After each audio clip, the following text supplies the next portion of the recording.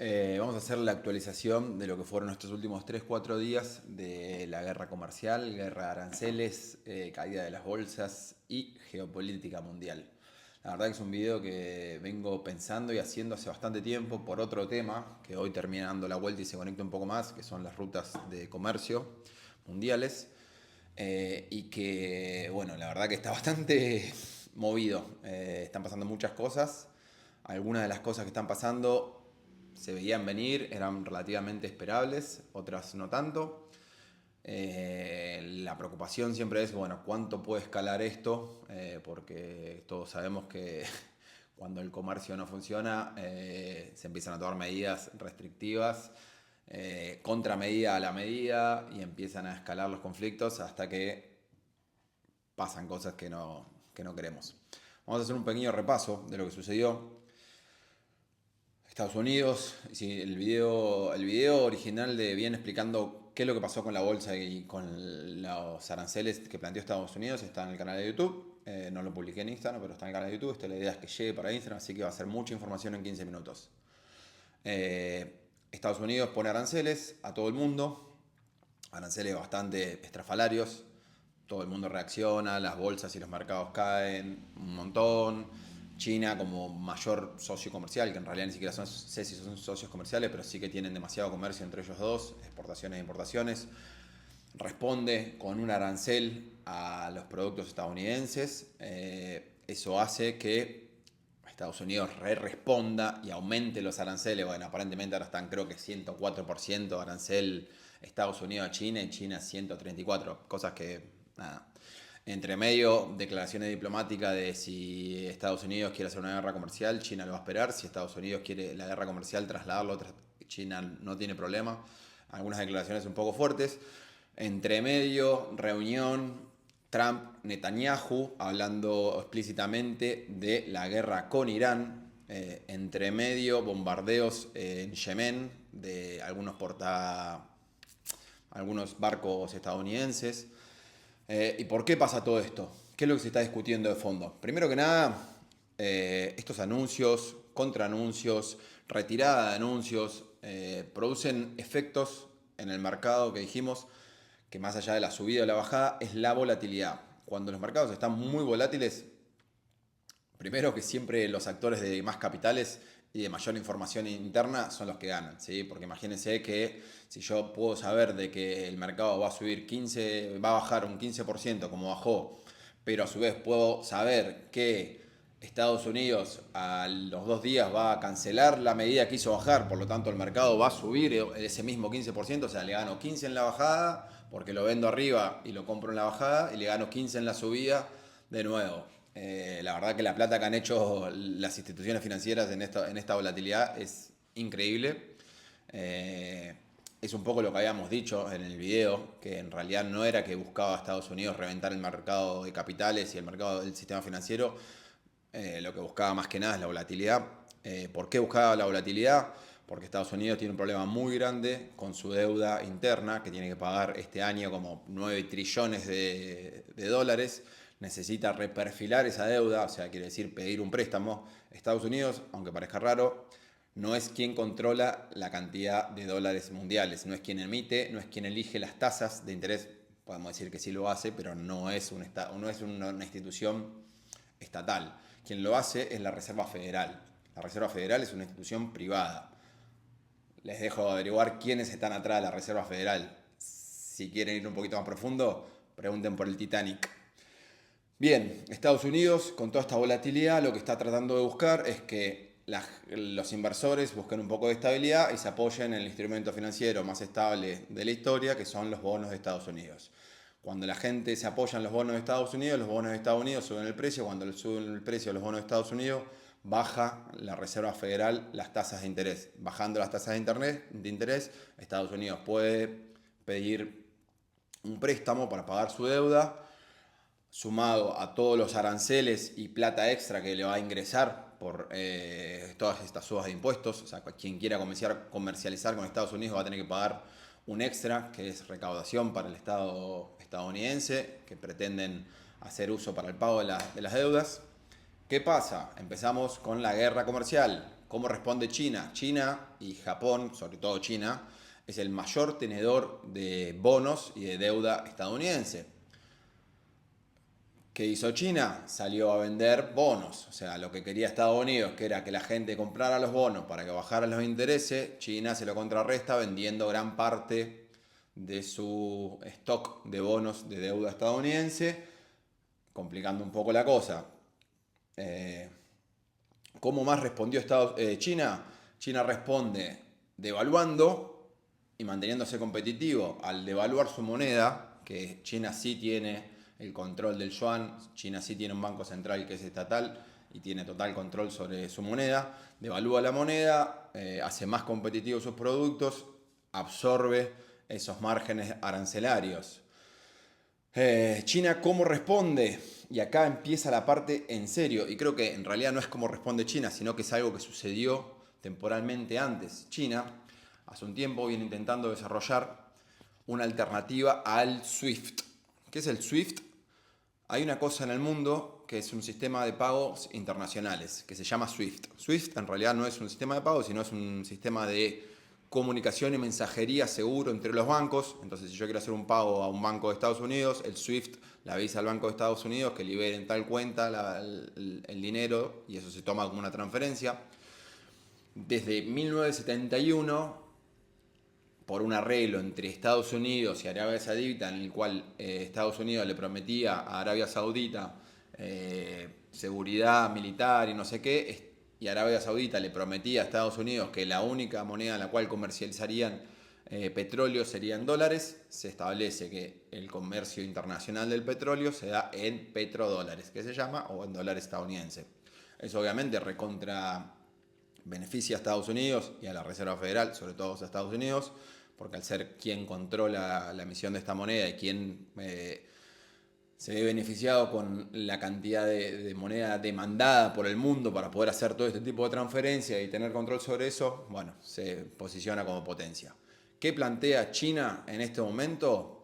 China desafía por primera vez en la historia el pago a través de los SWIFT. ¿Y qué utiliza? Utiliza un instrumento monetario que es una moneda digital del Banco Central Chino, una CBDC, ya lo habíamos hablado por el euro CBDC, ahora el yuan CBDC, que ya venía funcionando hace un tiempo, que es el RMB digital, integra a países del ASEAN, hacia al sudeste asiático, Tailandia, Taiwán es parte de China, pero bueno, todos los países del sudeste asiático, no me apuren mucho, Singapur, ¿cuál más? Filipinas, ¿cuál más? Bueno, 10 países del sudeste asiático más 6 países de Oriente Medio se incorporan a este sistema digital de pago RMB digital de yuan.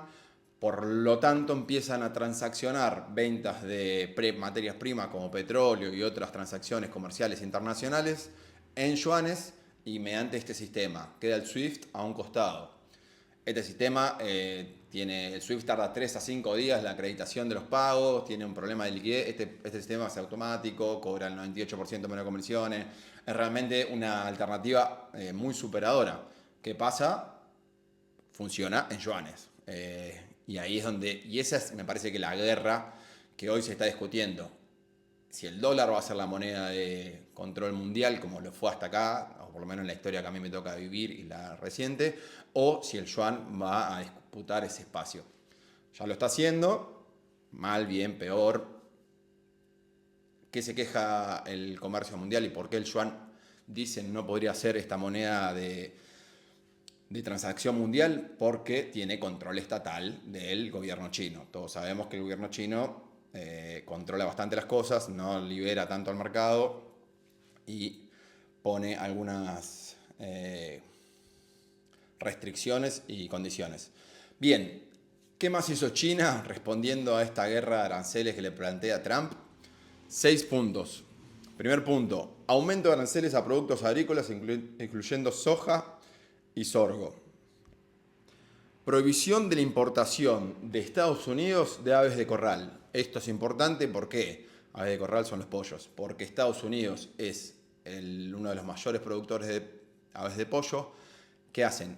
producen sus pollos, pero los producen como aves, lo mandan a China, China lo procesa, lo no sé qué, no sé cuánto, y se los vuelve a vender en forma de pollo comercializable a Estados Unidos.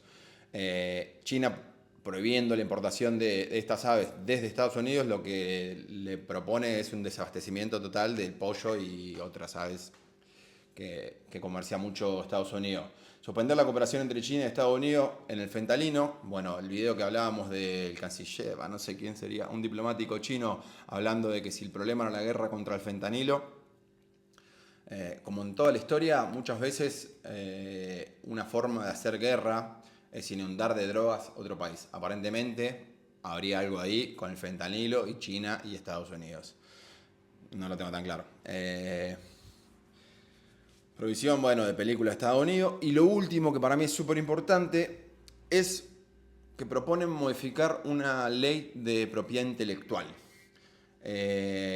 Aparentemente, China lo que dice es, si un país es agresor con las políticas comerciales de China, cualquier empresa de ese país pierde derecho de la ley de propiedad intelectual, que era en parte también lo que habíamos dicho en un principio de por qué Estados Unidos arancelaba a todo el mundo, porque se está dando cuenta que produciendo en otro lado, los avances tecnológicos se hacían en el lado de la producción y Estados Unidos iba quedando rezagado. Bueno, con esto China lo pone bien sobre la mesa y lo empieza a discutir y dice, ok, todo lo que produzcan acá es propiedad intelectual del Estado chino, no de la empresa que está funcionando.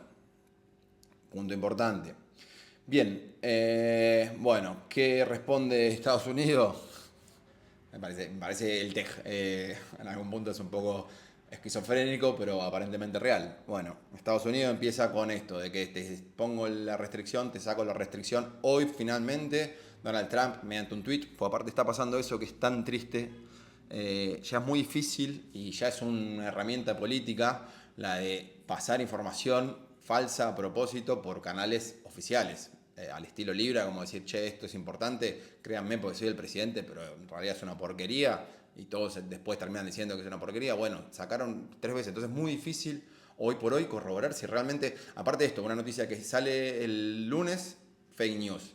Sale el martes, no está así, va a ser. El jueves es real, entonces evidentemente las otras 2 veces también era un poco real, se está jugando un poco con esa movida.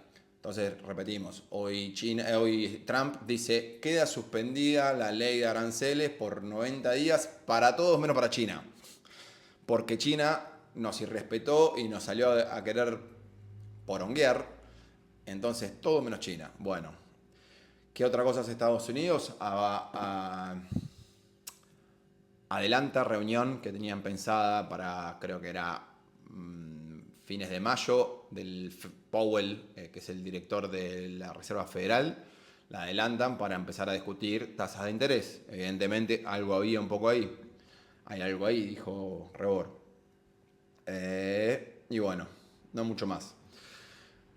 ¿Dónde me parece que está gran parte del problema? Bueno, primero lo dijimos, ya en la disputa de dólar o yuan, moneda de comercio internacional, pero no solo en la moneda en que se comercializa, no solo en el sistema que se utiliza para comercializar, sino lo que me parece mucho más importante, y acá es donde conectamos los puntos que yo dije al principio, es en las rutas comerciales.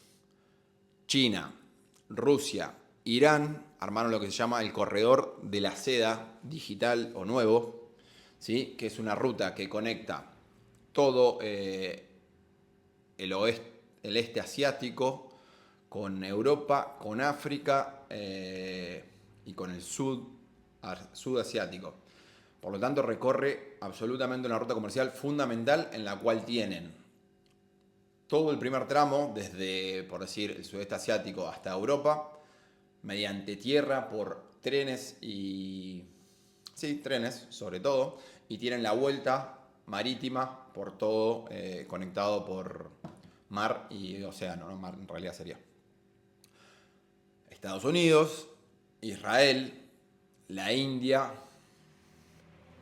y no me acuerdo qué más, tienen su propia ruta comercial, que la plantearon en 2023, el desarrollo de esa ruta comercial, IMEC, para competir contra esto. Claramente quien controla la ruta es la historia de las subidas y bajadas de cualquier civilización. Quien controla la ruta comercial controla el comercio, quien controla el comercio controla la plata, quien controla la plata controla el poder y el mundo, básicamente.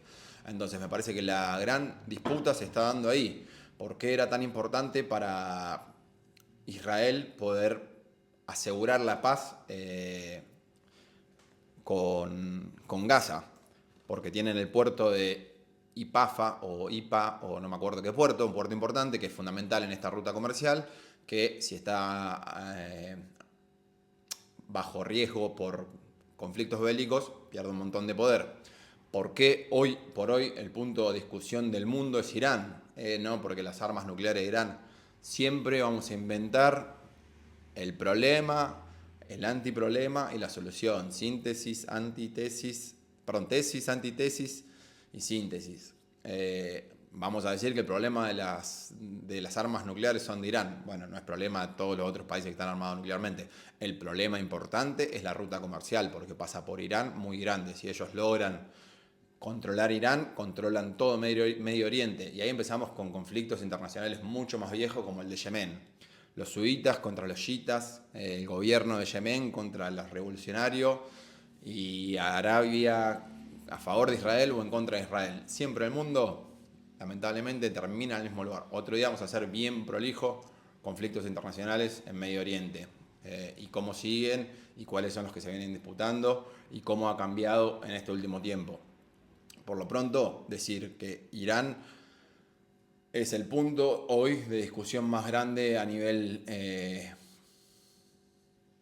militar del mundo, porque también hay una realidad, si bien el problema es entre China y Estados Unidos, que vamos lo mismo, Estados Unidos, yo cada vez que digo Estados Unidos pienso en BlackRock, Vanguard, Fidelity, la sinarquía Rothschild, JP Morgan, Rockefeller, Soros y 3, 4 más, la sinarquía judía, sionista. El conflicto entre China y esta élite mundial es el real, pero no se van a atacar entre potencias. Generalmente lo que utilizan es un punto estratégico que no sea tan importante, llámese Ucrania, llámese Gaza, llámese Irán, y ahí vamos a discutir. Y la realidad es que tanto en Ucrania como en Gaza no había quien haga una contrapartida en serio. En Irán me parece que sí hay